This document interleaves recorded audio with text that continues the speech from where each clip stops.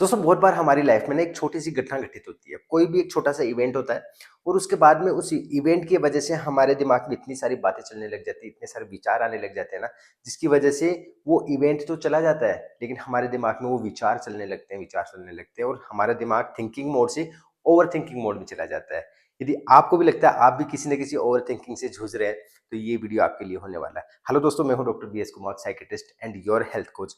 आज हम डिस्कस करेंगे कि ये ओवर थिंकिंग होती क्यों है, हमारा ब्रेन ओवरथिंकिंग क्यों करता है और इसके कुछ प्रैक्टिकल सॉल्यूशंस, कुछ प्रैक्टिकल उपाय जिनको आप अपनाकर इस ओवरथिंकिंग की बीमारी से बच सकते हैं और इस थिंकिंग को और अच्छे से बेहतर तरीके से समझ सकते हैं, ताकि ये ओवरथिंकिंग आपको कभी परेशान करेगी नहीं है अपनी लाइफ में। तो चलिए दोस्तों, पहली चीज जो है हमारे सामने वो ये है कि why do we overthink so much, हम हद से ज्यादा क्यों सोचते हैं। अच्छा, इसको हम ना एक बहुत ही खूबसूरत से एग्जाम्पल से समझेंगे। मान के चलिए आपने अपने किसी दोस्त को मैसेज किया, मान के चलिए आपने अपने किसी दोस्त को मैसेज किया, ठीक है। अब मैसेज कर दिया आपने। अब मैसेज करने के बाद में क्या हुआ ना कि वो सीन आ गया, ठीक है। उन्होंने मैसेज देख लिया बट आपको रिप्लाई नहीं किया, ठीक है। आपको मैसेज देख लिया बट आपको रिप्लाई नहीं किया। अब हुआ क्या है, उन्होंने रिप्लाई नहीं किया, ये एक फैक्ट है।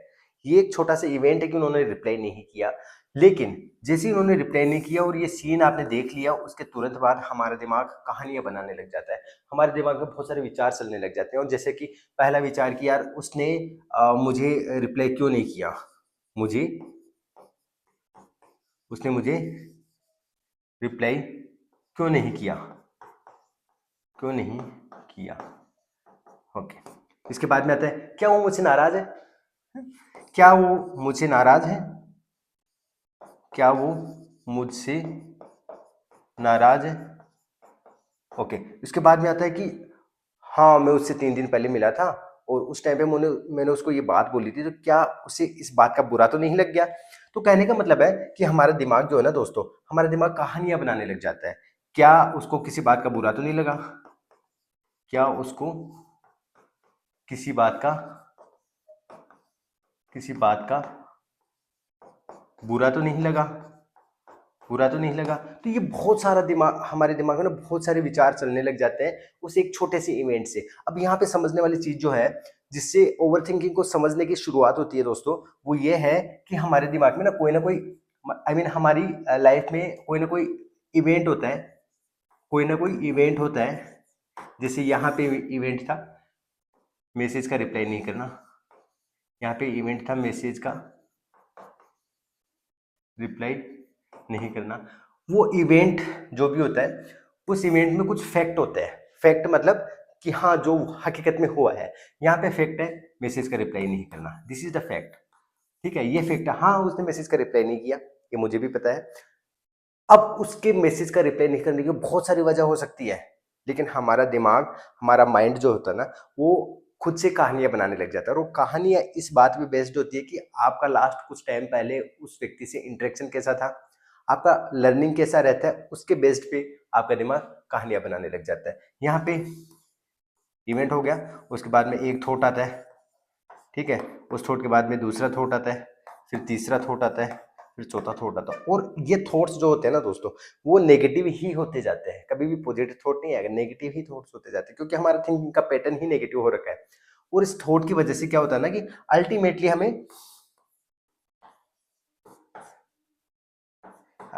हमें एंजाइटी होने लग जाती है।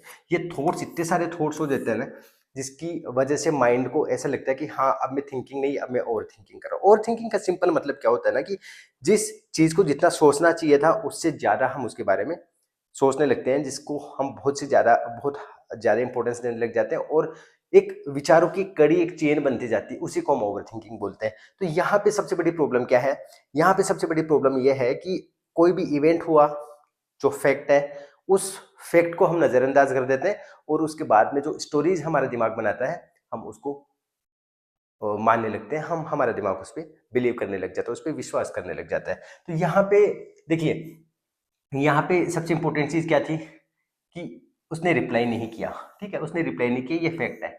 लेकिन वो मुझसे नाराज है, कहीं मेरे से कोई गलती तो नहीं हो गई, 3 दिन पहले मैंने उसको कुछ बोला था, कहीं उसको बुरा तो नहीं लग गया।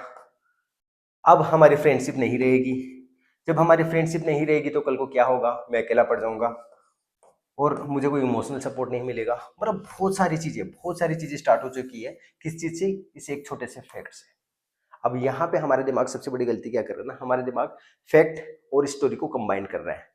यहाँ पे हमें सबसे इंपॉर्टेंट चीज जो समझनी है, यदि हमें ओवर थिंकिंग से छुटकारा पाना है, यदि हमें इस टाइप के ओवर थिंकिंग से छुटकारा पाना है दोस्तों, तो हमें सबसे पहला काम जो है वो हमें यही करना है कि हमें क्या करना है, हमें फैक्ट वर्सेज स्टोरी को समझना है। फैक्ट वर्सेज स्टोरी को समझना, किसी भी इवेंट में, किसी भी परिस्थिति में यदि आपको ओवर थिंकिंग स्टार्ट हो गई ना, आपको समझ में आ जाएगा कि हाँ अभी ओवर थिंकिंग मोड में हूँ। कैसे? क्योंकि दिमाग में विचारों की एक श्रृंखला स्टार्ट हो जाती है, एक चेन स्टार्ट हो जाती है। तो जब दिमाग में बहुत सारे विचार एक के बाद एक आते रहते हैं, तो समझ जाइएगा कि आप ओवर थिंकिंग मोड में हो। अब आपको करना क्या है, आपको अपने आप से ये सवाल पूछना है कि यार ये ओवर थिंकिंग जब स्टार्ट हुई थी, उससे जस्ट पहले मेरे लाइफ में क्या इवेंट हुआ था, या फिर क्या ऐसी छोटी सी घटना घटित हुई थी जिसके बारे में ओवर थिंकिंग करने लग गया। अब आपको क्या करना है, उस घटना को, जो भी घटना घटित हुई थी जिसके बारे में ओवर थिंकिंग स्टार्ट हुई है, उस घटना को आपको फैक्ट समझना है। एक्चुअली वो फैक्ट ही है, वो तो फैक्ट ही है, लेकिन उस फैक्ट के बाद में की जो स्टोरी बनती है ना, उसके बाद की जो स्टोरी बनती है ना दोस्तों, आपको उस घटना को उस स्टोरी से डिफ्रेंशिएट करना है, उसको इससे अलग करना है, और आपको अपने माइंड को ये समझाना है कि हाँ यार ये फैक्ट था, और उसके बाद की जो भी चीजें है ना, वो मेरा अजम्पशन था, वो मैंने अज्यूम किया था, वो मेरे माइंड ने अज्यूम किया था। और जब आप ये समझ जाओगे ना दोस्तों कि फैक्ट क्या है और मेरी स्टोरी क्या है, और आपकी स्टोरी 95% केसेज में रियल नहीं है, जो हकीकत में है वो नहीं है, क्योंकि हमारा माइंड बाय डिफॉल्ट ऐसा बना है ना कि वो सर्वाइवल मोड में रहने की कोशिश करता है, वो कुछ सर्टेनिटी ढूंढता है। वो बहुत बड़ा कॉन्सेप्ट है, हम आगे वाले वीडियो में डिस्कस करेंगे। यहाँ पे सबसे इंपॉर्टेंट बात यही है, कोई भी फैक्ट है उसके बाद में जो स्टोरी बनती है, आपको उन दोनों को डिफ्रेंशिएट करना है, दोनों को अलग करना है कि हाँ ये फैक्ट है और ये मेरी बनाई हुई स्टोरी है। समझ गए? अब इस एग्जाम्पल में जैसे कि उस व्यक्ति ने मैसेज का रिप्लाई नहीं किया, बहुत सारी वजह हो सकती है। हो सकता है वो बहुत ज़्यादा बिजी हो सकता है वो 1-2 दिन तक बिजी हो, 1-2 दिन तक उसने रिप्लाई नहीं किया, कुछ भी वजह हो सकती है। लेकिन हमारे दिमाग ने, हमारा जो उसके साथ इंटरेक्शन था लास्ट कुछ महीनों में, कुछ सालों में, उसके बेसिस पे हमारे दिमाग में कहानियाँ बनाना चालू कर दी, और हमारा दिमाग सिर्फ नेगेटिव कहानी बनाएगा।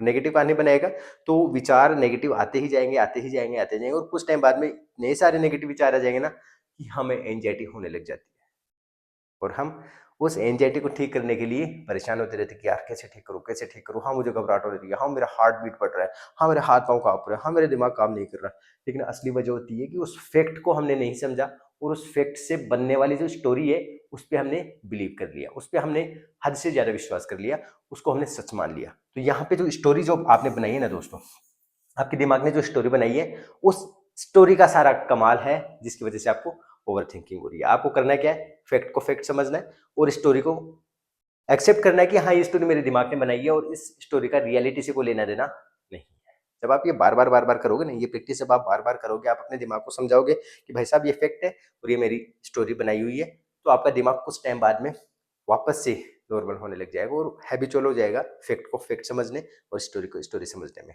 उम्मीद करता हूँ ये छोटी सी चीज़ आपको समझ में आई होगी दोस्तों। अब अगले वीडियो में हम डिस्कस करेंगे कि हमारा दिमाग ऐसा करता ही क्यों है, ये स्टोरियाँ क्यों बनाता है हमारा दिमाग, कहानियाँ क्यों बनाता है हमारा दिमाग। कोई भी फैक्ट हुआ, कोई भी छोटा सा इवेंट हुआ, उसमें हमारा दिमाग कहानी क्यों बनाता है, उसको कहाँ जरूरत पड़ी इतनी सब नेगेटिव कहानियाँ बनाने की। तो आप जुड़े रहिए डॉक्टर माइंडफिट के साथ में दोस्तों। यदि आप चाहते हैं कि आप साइकोलॉजी की हर छोटे से छोटे कॉन्सेप्ट को आप डेली लाइफ में इंप्लीमेंट करें, अपने बिहेवियर में, अपने थॉट प्रोसेस में यदि इंप्लीमेंट करें, तो आप जुड़े रहिए हमारे साथ डॉक्टर माइंडफिट के साथ। मिलते हैं हम अगले वीडियो में। मस्त रहिए, मुस्कुराते रहिए।